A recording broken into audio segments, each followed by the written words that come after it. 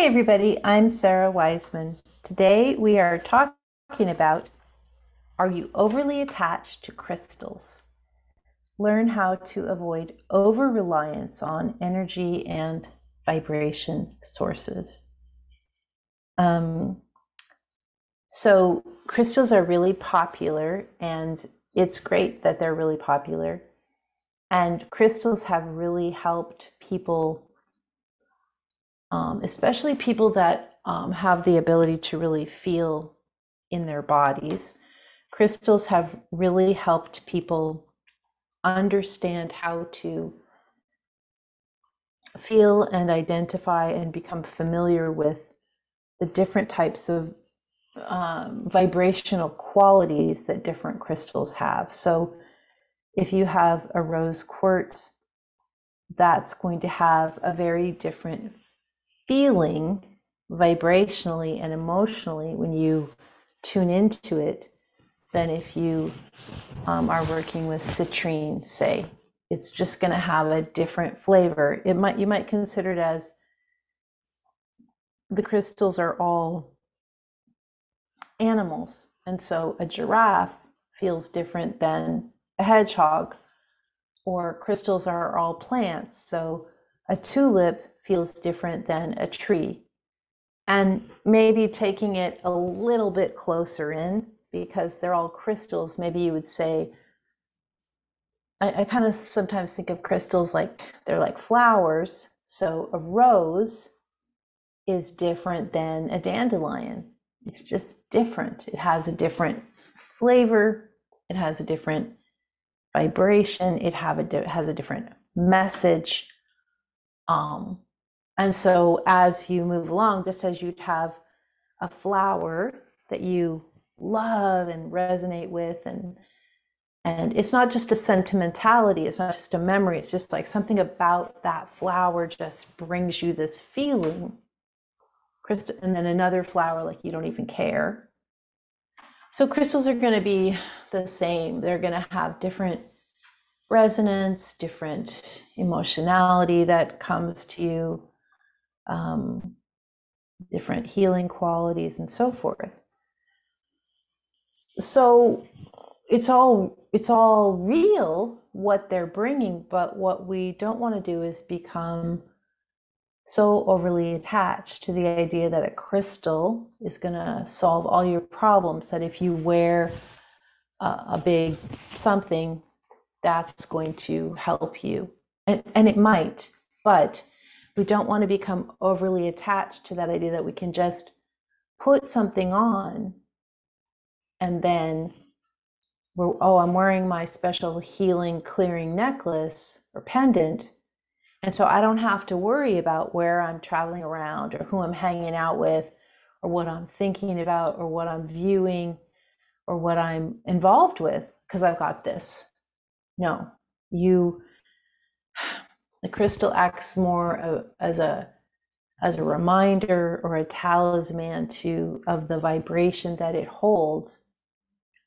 It is not designed to be your shield in all situations. You are your shield with your intention and with your energy and with your focus. The crystal reminds you what you're trying to do. So this is different because once again,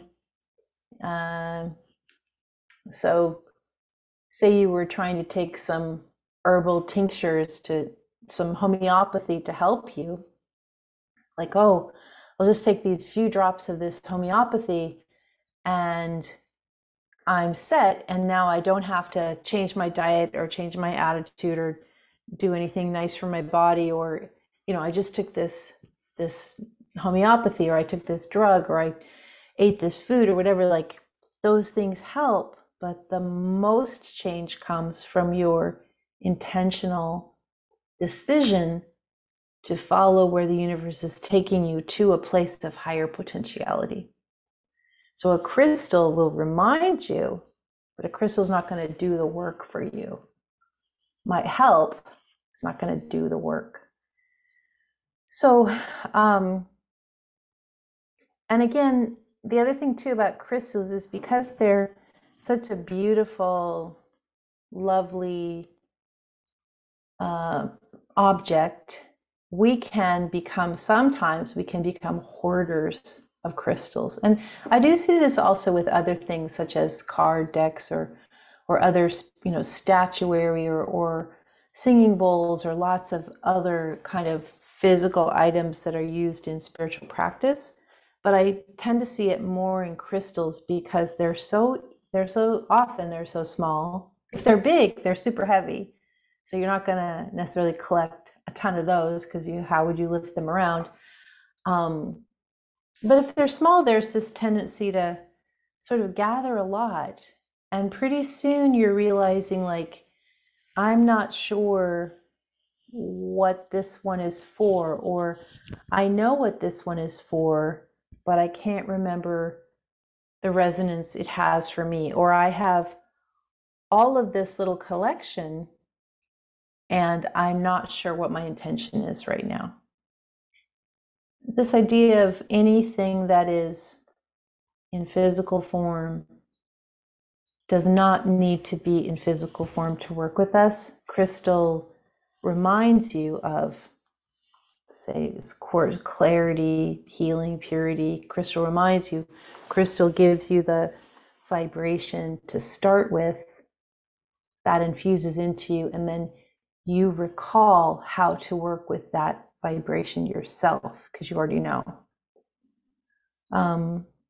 So those are just some thoughts. Now, crystals as healing properties, that feels a little bit different than sort of the more common household trendy use of crystals that I'm sort of addressing now. I do really believe that in a lot of my meditations with the guides, I am shown this idea of crystals and rods as healing methods of the future. And the rods look like if you could take selenite and make it kind of like non-breakable and smooth.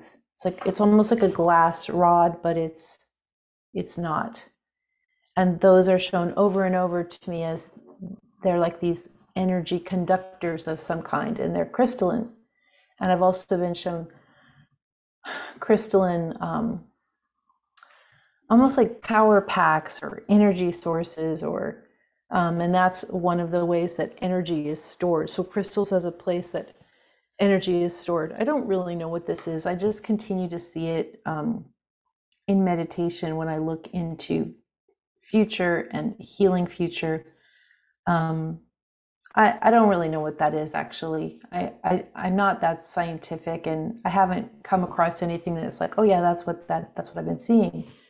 But I do believe that's where things are going, even though I don't have the ability to understand what it is. Maybe somebody out there watching knows what that is or listening.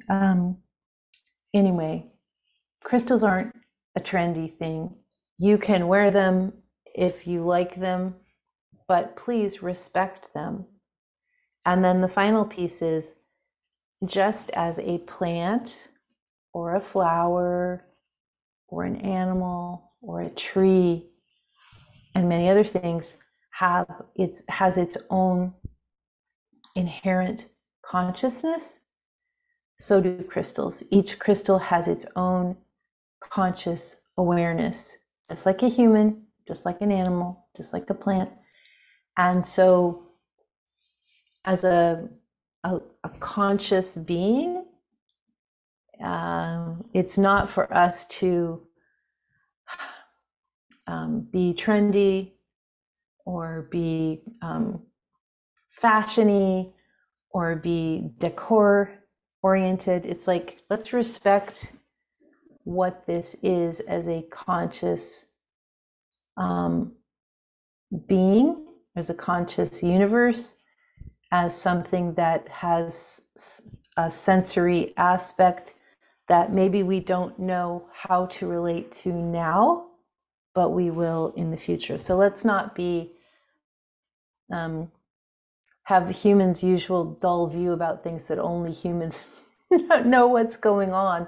Let's respect this other thing that we don't know what it is yet exactly, and we don't know how to relate to it exactly, but we know the power is there. Let's just respect this.